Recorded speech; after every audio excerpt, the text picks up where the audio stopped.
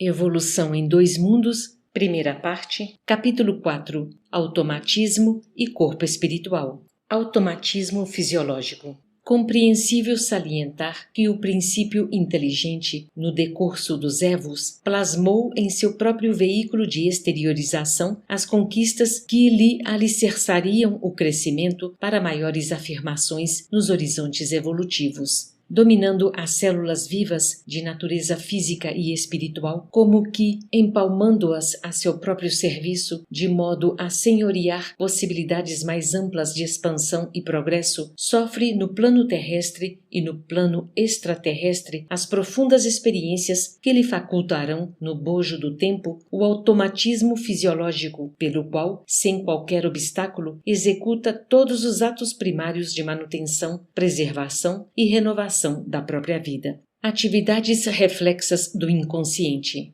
Sabemos que, em nos propondo aprender a ler e escrever, antes de tudo, nos consagramos à empresa difícil de assimilação do alfabeto e da escrita, consumindo energia cerebral e coordenando o movimento dos olhos, dos lábios e das mãos em múltiplas fases de atenção e trabalho, de maneira a superar nossas próprias inibições, para depois conseguirmos ler e escrever mecanicamente sem qualquer esforço, a não ser aquele que se refere à absorção, comunicação ou materialização do pensamento lido ou escrito, porquanto a leitura e a grafia ter-se-ão tornado automáticas na esfera de nossa atividade mental. Nessa base de incessante repetição dos atos indispensáveis ao seu próprio desenvolvimento, vestindo-se de matéria densa no plano físico e desnudando-se dela no fenômeno da morte, para revestir-se de matéria sutil no plano extrafísico e renascer de novo na crosta da terra em inumeráveis estações de aprendizado, é que o princípio espiritual incorporou todos os cabedais da inteligência que lhe brilhariam no cérebro do futuro pelas chamadas atividades reflexas do inconsciente.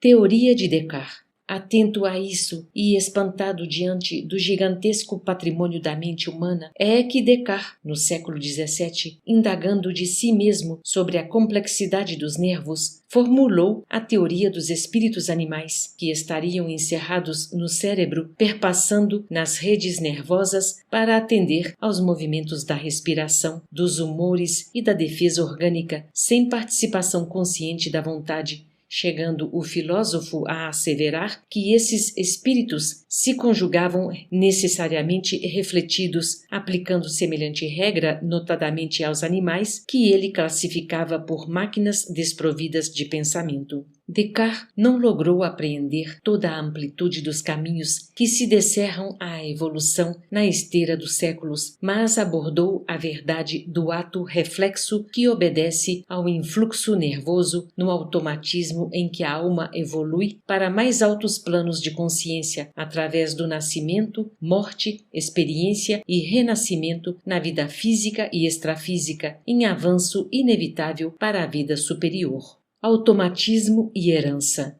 Assim como na coletividade humana o indivíduo trabalha para a comunidade a que pertence, entregando-lhe o produto das próprias aquisições, e a sociedade opera em favor do indivíduo que a compõe, protegendo-lhe a existência no impositivo do aperfeiçoamento constante, nos reinos menores, o ser inferior serve à espécie a que se ajusta, confiando-lhe maquinalmente o fruto das próprias conquistas, e a espécie labora em benefício dele, amparando-o com todos os valores por ela assimilados, a fim de que a ascensão da vida não sofra qualquer solução de continuidade. Se no círculo humano a inteligência é seguida pela razão e a razão pela responsabilidade nas linhas da civilização sob os signos da cultura, observamos que na retaguarda do transformismo o reflexo precede o instinto, tanto quanto o instinto precede a atividade refletida, que é base da inteligência nos depósitos do conhecimento adquirido por recapitulação e transmissão incessantes nos milhares de milênios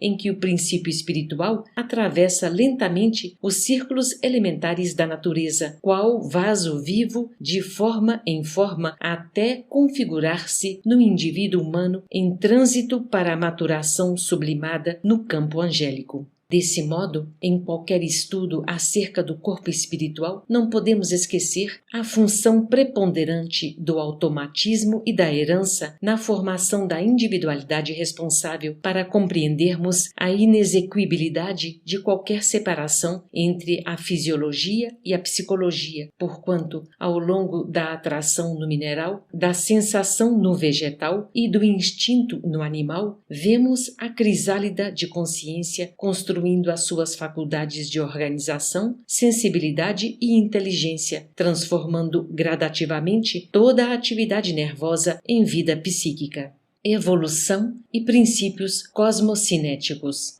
Os dias da criação, assinaladas nos livros de Moisés, equivalem a épocas imensas no tempo e no espaço, porque o corpo espiritual que modela o corpo físico e o corpo físico que representa o corpo espiritual constituem a obra de séculos numerosos, pacientemente elaborada em duas esferas diferentes da vida, a se retomarem no berço e no túmulo com a orientação dos instrutores divinos que supervisionam a evolução terrestre. Com semelhante enunciado, não diligenciamos de modo algum explicar a gênese do espírito, porque isso, por enquanto, implicaria arrogante e pretensiosa definição do próprio Deus. Propomos-nos simplesmente salientar que a lei da evolução prevalece para todos os seres do universo, tanto quanto os princípios cosmocinéticos que determinam o equilíbrio dos astros são, na origem, os mesmos que regulam a vida orgânica na estrutura e movimento dos átomos.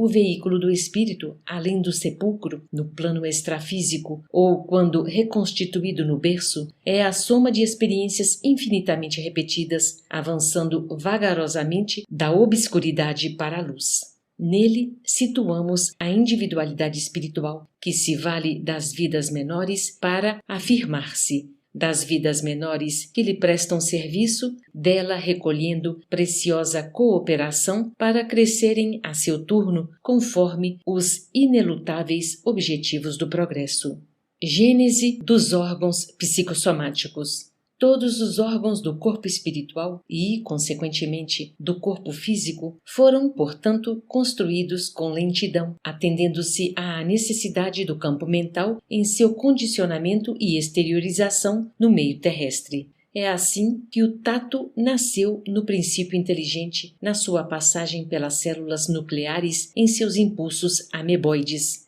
que a visão principiou pela sensibilidade do plasma nos flagelados monocelulares expostos ao clarão solar, que o olfato começou nos animais aquáticos de expressão mais simples por excitações do ambiente em que evolviam, que o gosto surgiu nas plantas, muitas delas armadas de pelos viscosos destilando sucos digestivos, e que as primeiras sensações do sexo apareceram com algas marinhas providas não só de células masculinas e femininas que nadam, atraídas uma para as outras, mas também de um esboço de epiderme sensível que podemos definir como região secundária de simpatias genésicas. Trabalho da inteligência. Examinando, pois, o fenômeno da reflexão sistemática, gerando o automatismo que assinala a inteligência de todas as ações espontâneas do corpo espiritual, reconhecemos sem dificuldade que a marcha do princípio inteligente para o reino humano e que a viagem da consciência humana para o reino angélico simbolizam a expansão multimilenar da criatura de Deus que, por força da lei divina, deve merecer, com o trabalho de si mesma, a areola da imortalidade em pleno céu. Pedro Leopoldo, 26 de janeiro de 1958.